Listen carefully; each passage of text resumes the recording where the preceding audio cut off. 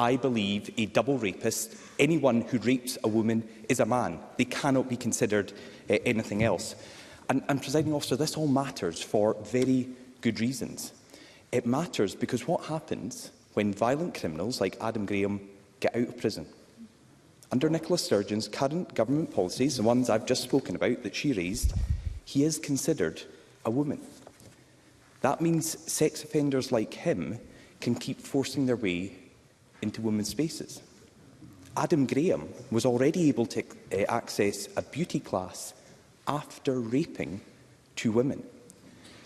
21-year-old Rachel Ferguson was in that class with him and told a newspaper this: "It really scares me to look back and realise that he was watching me with no clothes on after being charged with this. It makes me feel physically sick and violated." This is a fundamental question about women's safety. I refuse to trust the word of a rapist. Why does the First Minister?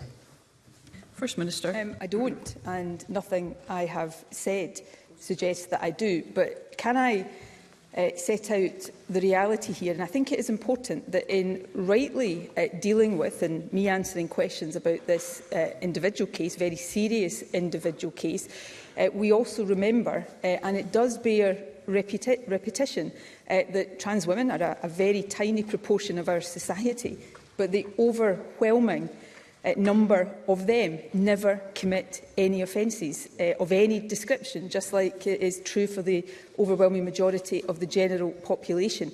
And in dealing with individuals like this, who have to be dealt with very seriously, it is important that we don't inadvertently undermine the rights of the law-abiding majority of trans people in our country. And I think that is an important principle that we mustn't lose sight of.